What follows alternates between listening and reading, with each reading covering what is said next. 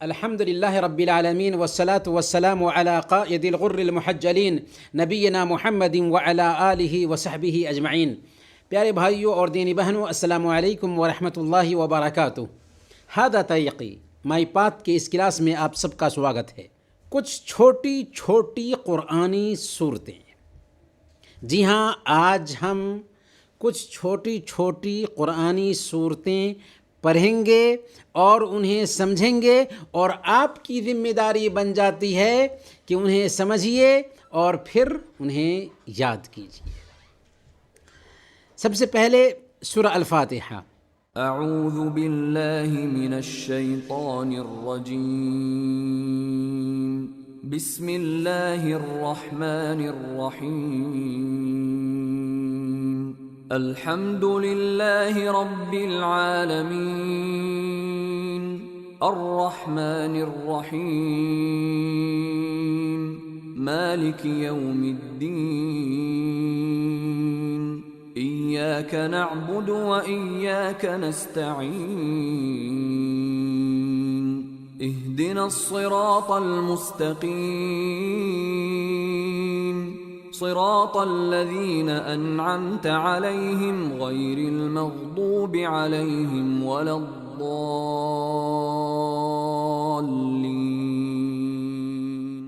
اس سورہ کا نام سورہ فاتحہ ہے۔ قرآن کی سب سے بڑی سورہ ہے۔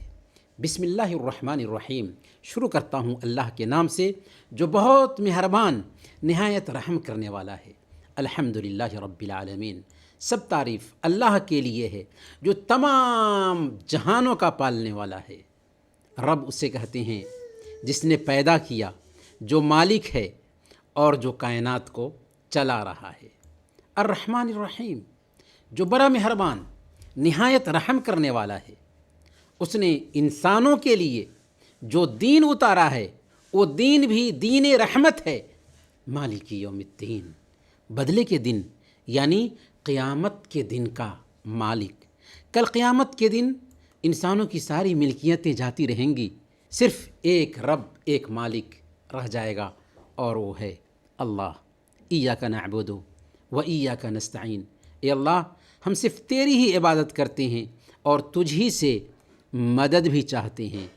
اہدنا الصراط المستقیم، ہمیں سیدھا راستہ دکھا۔ سیدھا راستہ کون سا راستہ ہے؟ سیدھا راستہ اسلام کا راستہ ہے۔ صراط الذین انعمت علیہم، ان لوگوں کا راستہ جن پر تو نے انعام کیا۔ وہ کون لوگ ہیں جن پر اللہ کا انعام ہوا؟ انبیاء ہیں، صدیقین ہیں، شہداء ہیں اور صالحین ہیں۔ غیر المغضوب علیہم ولا الضالین، ان لوگوں کے راستے پر نہ چلا، ان لوگوں کے راستے سے بچا جن پر تیرا غضب کیا گیا، اور نہ ہی گمراہوں کے راستے پر۔ المغضوب علیہم سے مراد یہود ہیں اور الضالین سے مراد نصارہ ہے۔ ہم اللہ سے دعا کرتے ہیں کہ ہمیں یہودیوں کے طریقہ سے، عیسائیوں کے طریقہ سے بچا لے اور دین اسلام پر سیدھے راستے پر چلاتے رہنا، ان لوگوں کے راستے پر جن پر تیرا انعام ہوا، انبیاء، صدیقین، شہداء اور صالحین کے راستے پر۔ آگے چلتے ہیں سورہ العصر۔ بسم اللہ الرحمن الرحیم، والعصر ان الانسان لفی خسر إلا الذين آمنوا وعملوا الصالحات وتواصوا بالحق وتواصوا بالصبر۔ والعصر، زمانے کی قسم، اور زمانہ تین طرح کا ہوتا ہے۔ ماضی جو گزر گیا، حال جس سے ہم گزر رہے ہیں، اور مستقبل جو آنے والا ہے۔ اللہ نے قسم کھائی زمانہ کی۔ ان الانسان لفی خسر، بے شک انسان گھاٹے میں ہے۔ دنیا کے سارے انسان گھاٹے میں تھے، گھاٹے میں ہیں اور گھاٹے میں رہیں گے۔ فائدے میں کون ہے؟ اللہ نے چار لوگوں کو چھانٹ کر نکال دیا، الا الذین آمنوا، جو ایمان لائے، وعملوا الصالحات، اور نیک عمل کیا، وتواصوا بالحق، اور حق کی وصیت کی، وتواصوا بالصبر، اور صبر کی تلقین کرتے رہے۔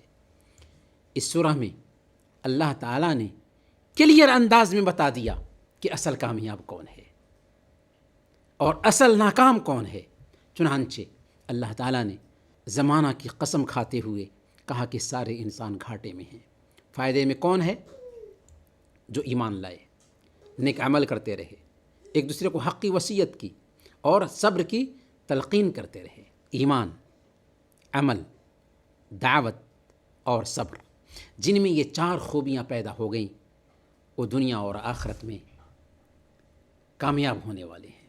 گویا ان آیات میں کامیاب لوگوں کے 4 صفات بیان کر دیے گئے ہیں: ایمان، عمل، دعوت اور صبر۔ دوسرے لفظوں میں حق کی جانکاری، حق پر عمل، حق کی طرف دعوت اور حق کو سیکھنے، اس پر عمل کرنے اور اس کی طرف بلانے میں کس طرح کی پریشانی آتی ہے تو اس پر صبر کرنا۔ آگے چلتے ہیں، سورہ الکوثر۔ بسم اللہ الرحمن الرحیم، انا اعطیناک الکوثر فصل لربک وانحر ان شانئک هو الابتر۔ انا اعطیناک الکوثر، یقیناً ہم نے آپ کو کوثر پردان کیا ہے۔ فصل لربک وانحر، اس لیے اپنے رب کے لیے نماز پڑھیے اور قربانی کیجیے۔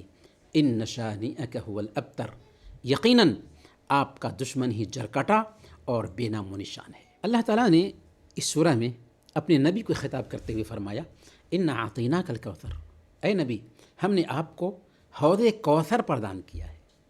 اور کوثر جنت میں ایک نہر کا نام ہے جو جنت میں آپ صلی اللہ علیہ وسلم کو دیا جائے گا۔ اسی طرح اس سے مراد وہ حوض کوثر بھی ہے جو قیامت کے دن جنت میں جانے سے پہلے اللہ کے نبی صلی اللہ علیہ وسلم کو عطا کیا جائے گا، اور اس سے آپ کی امت سیراب ہوں گے۔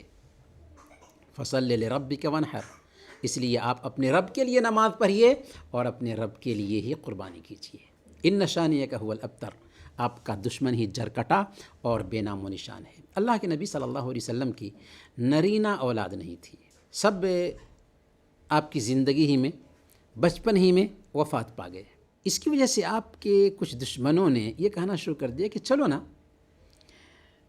ان کا مسئلہ تو بہت آسان ہے کہ ان کے جانے کے بعد ان کا نام و نشان ہی مٹ جائے گا۔ تب اللہ رب العالمین نے یہ آیت کریمہ اتاری جس میں اللہ رب العالمین نے فرمایا تھا کہ آپ کے دشمن ہی بے نام و نشان ہیں، چنانچہ آپ کے دشمن مٹ گئے، اور جو لوگ بھی آپ کے خلاف زبان کھولیں گے مٹ جائیں گے۔ لیکن آج اس دھرتی پر سب سے زیادہ اگر کسی ہستی کا نام لیا جاتا ہے تو وہ کون ہے؟ سروے بتاتا ہے کہ سب سے زیادہ اس دھرتی پر کسی انسان کا نام لیا جاتا ہے تو وہ محمد صلی اللہ علیہ وسلم ہے۔ آگے چلتے ہیں، سورہ الکافرون۔ بسم اللہ الرحمن الرحیم، قل یا ایہا الکافرون لا اعبد ما تعبدون ولا انتم عابدون ما اعبد ولا انا عابد ما عبدتم ولا انتم عابدون ما اعبد لکم دینکم ولی دین۔ آپ فرما دیجئے، اے کافرو، نہ میں عبادت کرتا ہوں اس کی جس کی تم عبادت کرتے ہو، اور نہ تم عبادت کرنے والے ہو اس کی جس کی میں عبادت کرتا ہوں، اور نہ میں عبادت کروں گا جس کی تم عبادت کرتے ہو، اور نہ تم اس کی عبادت کرنے والے ہو جس کی میں عبادت کر رہا ہوں۔ لکم دینکم ولی دین، تمہارے لیے تمہارا دین ہے اور میرے لیے میرا دین ہے۔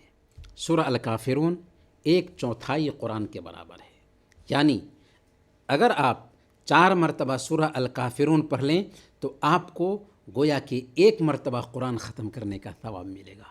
یہ سورہ اس وقت اتری جب مکہ کے کافروں نے اللہ کے نبی صلی اللہ علیہ وسلم کے سامنے پرستاؤ پیش کیا کہ 1 سال آپ ہمارے رب کی عبادت کر لیں اور 1 سال ہم آپ کے رب کی عبادت کر لیں گے۔ تب اللہ تعالیٰ نے یہ سورہ اتاری جس میں یہ سندیش دیا گیا تھا کہ دین کے معاملے میں سمجھوتا نہیں ہے۔ اس آیت میں کافر سے مراد تمام کفار نہیں ہیں، بلکہ وہ لوگ ہیں جن کے بارے میں اللہ رب العالمین نے لکھ دیا تھا کہ وہ اسلام قبول کرنے والے نہیں ہیں، ورنہ اس سورہ کے اترنے کے بعد بھی بہت سارے لوگوں نے اسلام قبول کیا اور آج تک قبول کرتے آ رہے ہیں۔ اس سورہ میں وَلَا أَنْتُمْ عَابِدُونَ مَا أَعْبُدُ 2 مرتبہ آیا ہے۔ یہ تکرار اصل میں تاکید کے لیے ہے اور یہ عربی زبان کا ایک خاص اسلوب ہے، قرآن میں اس کا استعمال جگہ جگہ پر ہوا ہے۔ آگے چلتے ہیں سورہ النصر۔ بسم اللہ الرحمن الرحیم۔ اذا جاء نصر اللہ والفتح ورأيت الناس يدخلون في دين الله أفواجا فسبح بحمد ربك واستغفره إنه كان توابا۔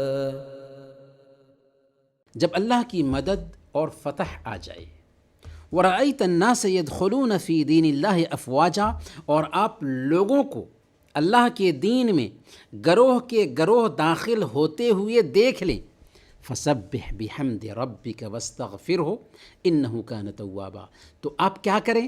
اپنے رب کی تسبیح بیان کریں حمد کے ساتھ اور اس سے اپنے گناہوں کی معافی مانگیں، بے شک وہ توبہ قبول کرنے والا ہے۔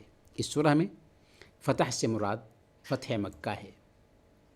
فتح مکہ کے بعد، مکہ فتح ہونے کے بعد آپ صلی اللہ علیہ وسلم نے اپنے 19 سال کے دشمنوں کے ساتھ جو ویوہار کیا، جو سلوک کیا، اسے دیکھ کر دشمن سمجھ گئے کہ آپ سچے نبی ہیں، ہمارے ہی ہمدرد تھے، ہمارے شبھ چنتک تھے، ورنہ اتنی ساری پریشانیوں کو جھیلنے کے بعد اپنے دشمنوں کو معاف نہ کرتے۔ چنانچہ فتح مکہ کے بعد فوج کے فوج لوگ آنے لگے اور اسلام میں داخل ہونے لگے۔ اس بشارت کے بعد اللہ کے نبی صلی اللہ علیہ وسلم کو حکم دیا گیا کہ آپ اپنے رب کا شکر بجا لائیں اور زیادہ سے زیادہ اپنے گناہوں کی معافی طلب کریں۔ اس سورہ میں 2 اشارہ بھی ہے۔ پہلا اشارہ یہ ہے کہ یہ دین غالب ہو کر رہے گا، اس دین میں لوگ داخل ہوتے رہیں گے، چنانچہ الحمدللہ آج تک لوگ اس دین میں سب سے زیادہ داخل ہو رہے ہیں۔ اور دوسرا اشارہ یہ ہے کہ اللہ کے نبی صلی اللہ علیہ وسلم کی موت کا وقت اب قریب آ گیا ہے، کیونکہ جب اسلام میں لوگ داخل ہونے لگے تو آپ کا کام اب ختم ہو چکا ہے اور اسلام کے پھیلنے کا راستہ کھل چکا ہے، لہذا اب آپ کی موت یقینی ہے۔ آگے چلتے ہیں سورہ المسد۔ بسم اللہ الرحمن الرحیم۔ تبت یدا ابی لہب وتب ما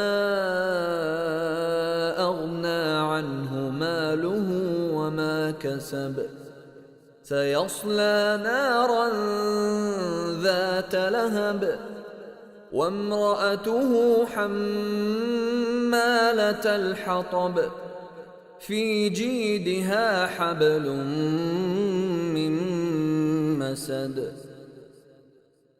تبت یدا ابی لہب و تب، ابو لہب کے دونوں ہاتھ ٹوٹ گئے اور وہ خود ہلاک ہو گیا۔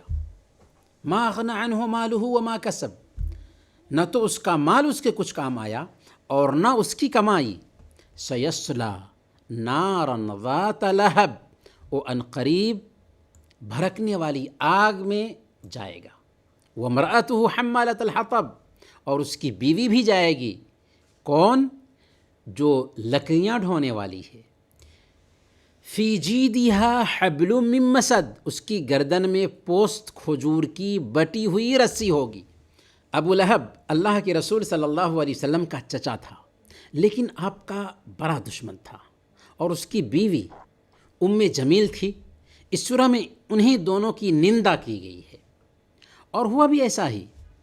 ابو لہب جنگ بدر کے کچھ ہی دنوں کے بعد عدسیہ نام کی ایک بیماری کا شکار ہوا، اور اسی سے اس کی موت ہو گئی۔ بیماری سخت تھی، موت بھی سخت ہوئی۔ 3 دن تک اس کی لاش پڑی رہی، سخت بدبو پھیلنے لگی، تو بیماری کے پھیلنے کے ڈر سے اس کے بیٹوں نے دور سے ہی اس کے جسم پر مٹی اور پتھر ڈال کر کے اسے دبا دیا۔ گویا کہ دنیا میں بھی اس کو سبق مل گیا کہ نبی کی شان میں گستاخی کرنے کی کیا سزا ہوتی ہے۔ اس میں لکڑیاں ڈھونے والی جو ام جمیل ابو لہب کی بیوی کو کہا گیا ہے، وہ اس طور پر کہ وہ اللہ کے نبی صلی اللہ علیہ وسلم کے راستے میں لکڑیاں لا کر کے ڈالا کرتی تھی، کانٹے بچھایا کرتی تھی، یا پھر یہ ہے کہ اس کی چغل خوری کی طرف اشارہ ہے کہ اللہ کے نبی صلی اللہ علیہ وسلم کی دوسروں کے سامنے چغلی کھایا کرتی تھی۔ آگے چلتے ہیں، سورہ الاخلاص۔ بسم اللہ الرحمن الرحیم۔ قل هو اللہ احد اللہ الصمد لم یلد ولم یولد ولم یکن له کفوا احد۔ کہہ دیجئے اللہ یکتا ہے، اللہ نرپیکش یعنی بے نیاز ہے، نہ اس نے جنم دیا ہے اور نہ جنم لیا ہے، اور نہ اس کا کوئی بھاگیدار ہے، شریک ہے۔ یہ ہے سورہ الاخلاص۔ اس سورہ کا سندرب یہ ہے کہ کچھ مشرکین یا یہودیوں نے اللہ کے نبی صلی اللہ علیہ وسلم کے پاس آ کر کے کہا کہ آپ اپنے رب کی وشیشتا بیان کیجئے، تو اللہ تعالیٰ نے یہ سورہ اتار دی۔ اس سورہ میں موٹے موٹے اللہ تعالیٰ کے 4 گن بتائے گئے ہیں۔ سب سے پہلا گن کہ اللہ تعالیٰ یکتا ہے، دوسرا گن کہ اللہ تعالیٰ بے نیاز ہے، نرپیکش ہے، سب اس کے محتاج ہیں، وہ کسی کا محتاج نہیں، اور تیسرا گن یہ کہ اس نے نہ جنم دیا ہے نہ جنم لیا ہے، یعنی نہ اس کے پاس سنتان ہے اور نہ ہی اس کے پاس ماتا پیتا ہے، فیملی ہے۔ ولم یکن لہ کفوا احد، یا چوتھا گن یہ کہ اس کا کوئی برابر نہیں، اس کا کوئی بھاگیدار نہیں، اس کا کوئی شریک نہیں۔ یہ سورہ 1/3 قرآن کے برابر ہے، یعنی اگر آپ پہ 3 مرتبہ سورہ الاخلاص پڑھ لیں تو آپ کو 1 مرتبہ قرآن ختم کرنے کا ثواب ملے گا۔ صحیح بخاری اور صحیح مسلم کی روایت ہے، اللہ کے نبی صلی اللہ علیہ وسلم نے فرمایا انہا تعدل ثلث القرآن، کہ سورہ اخلاص 1/3 قرآن کے برابر ہے، کیونکہ اس میں اللہ کی پہچان بتائی گئی ہے۔ آگے چلتے ہیں، سورہ الفلق۔ بسم اللہ الرحمن الرحیم۔ قل اعوذ برب الفلق من شر ما خلق ومن شر غاسق اذا وقب ومن شر النفاثات في العقد ومن شر حاسد اذا حسد۔ قل اعوذ برب الفلق، آپ کہیں کہ میں پناہ مانگتا ہوں صبح کے رب کی، من شر ما خلق، جو کچھ بھی اس نے پیدا کی اس کی برائی سے، ومن شر غاسق اذا وقب، اور اندھیرے کی برائی سے جب کہ وہ چھا جائے، ومن شر النفاثات فی العقد، اور گانٹھوں میں پھونک مارنے والیوں کی برائی سے، ومن شر حاسد اذا حسد، اور حسد کرنے والوں کی برائی سے جب وہ حسد کرے۔ جب اللہ کے نبی صلی اللہ علیہ وسلم کو جسم میں کوئی تکلیف ہوتی تھی تو سورہ الفلق اور سورہ الناس پڑھ کر کے اپنے بدن پر دم کرتے تھے۔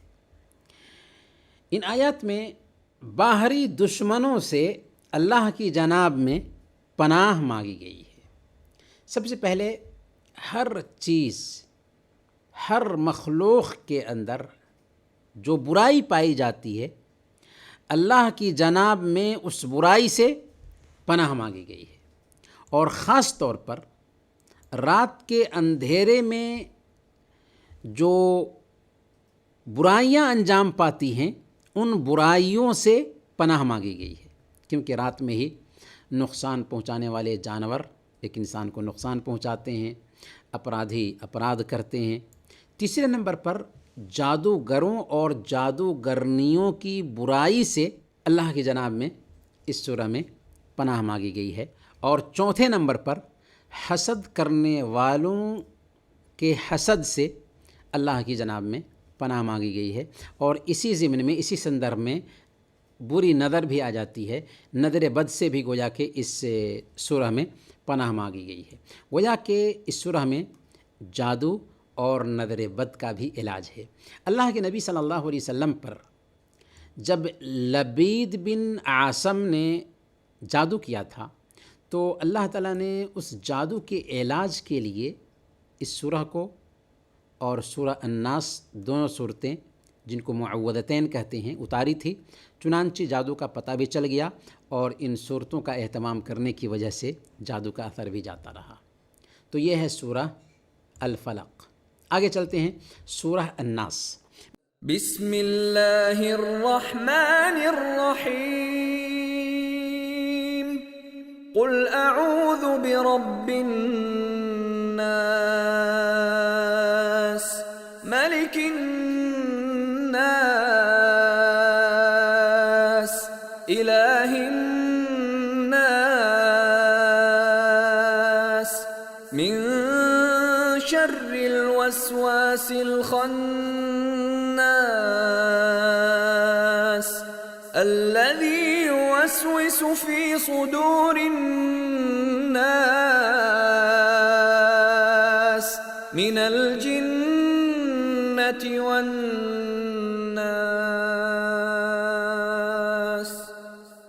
قل اعوذ برب الناس، آپ کہہ دیجئے کہ میں سب انسانوں کے رب کی پناہ مانگتا ہوں، ملک الناس جو سب لوگوں کا بادشاہ ہے، الہ الناس جو سارے انسانوں کا معبود ہے، من شر الوسواس الخناس، وسوسہ ڈالنے والے شیطان کی برائی سے جو اللہ کے ذکر سے پیچھے ہٹ جاتا ہے، دور ہو جاتا ہے، چھپ جاتا ہے، الذی یوسوس فی صدور الناس جو لوگوں کے دلوں میں وسوسہ ڈالتا ہے، من الجنۃ والناس چاہے وہ وسوسہ ڈالنے والا جنات میں سے ہو یا انسانوں میں سے ہو۔ اس سورہ میں اللہ تعالیٰ کے کچھ گن بتائے گئے، جیسے وہ لوگوں کا رب ہے، لوگوں کا مالک ہے، اور وہی لوگوں کا معبود بھی ہے۔ رب بھی وہی، مالک بھی وہی، معبود بھی وہی، یہ تین صفتیں بتائی گئیں، اور پھر اس کی جناب میں شیطان کی برائی سے پناہ مانگی گئی۔ ان صفات کا واسطہ دے کر ایک بندہ اللہ تعالیٰ سے شیطان کی برائی سے اللہ رب العالمین سے پناہ مانگتا ہے۔ وہ شیطان جو لوگوں کے دلوں میں وسوسہ ڈالتا ہے، ایسے لوگ انسانوں میں سے بھی ہوتے ہیں اور جنات میں سے بھی ہوتے ہیں۔ گویا اس سورہ میں اندر کے دشمن شیطان کی برائی سے اللہ کی جناب میں ہم پناہ مانگتے ہیں۔ تو یہ ہے سورہ الناس۔ اب آئیے ہم ایکسرسائز کی طرف چلتے ہیں. یقین دلائیں کہ آپ پاٹھ کو سمجھتے ہیں. پہلا سوال، اسلام کے پلرز کتنے ہیں بتائیے. دوسرا سوال، ایمان کے پلرز کتنے ہیں بتائیے. آگے کا سوال، ان حالتوں میں آپ کیا کریں گے. کون سی حالتیں؟ پہلے نمبر پر، اگر نماز کے بیچ گیس نکل جائے اور آپ کا وضو ٹوٹ جائے تو آپ کیا کریں گے. دوسرے نمبر پر، نیند سے جاگنے کے بعد آپ نے اپنے کپڑے پر منی کا اثر دیکھا تو آپ کیا کریں گے. تیسرے نمبر پر، آپ نے نماز پڑھنے کا ارادہ کیا لیکن آپ وضو سے نہیں ہیں تو آپ کیا کریں گے. چوتھے نمبر پر، آپ نے وضو کیا اور دونوں پاؤں دھونا بھول گئے تو آپ کیا کریں گے. پانچویں نمبر پر، آپ نے وضو کیا اور سو گئے اور جاگنے کے بعد نماز پڑھنے کا ارادہ کیا تو کیا کریں گے. چوتھے نمبر پر آئیے، نیچے دی گئی نمازوں میں سے ہر ایک کی رکعت کی تعیین کریں. فجر کی نماز کتنی رکعت، ظہر کی نماز کتنی رکعت، عصر کی نماز کتنی رکعت، مغرب کی نماز کتنی رکعت، عشاء کی نماز کتنی رکعتیں. اب آئیے ویوہارک ابھیاس، پریکٹیکل ایکسرسائز. سب سے پہلے نمبر پر وضو کا پریکٹیکل طریقہ بتائیے. دوسرے نمبر پر نماز کا پریکٹیکل طریقہ بتائیے. تیسرے نمبر پر سورہ فاتحہ پڑھ کر سنائیے. چوتھے نمبر پر سورہ الکوثر اور سورہ الاخلاص کی تلاوت کیجیے. پیارے بھائیوں اور دینی بہنوں، انہی چند کلمات کے ساتھ آج کا یہ درس ہم ختم کرتے ہیں. وصلی اللہم علی نبینا محمد وعلی آلہ وصحبہ اجمعین.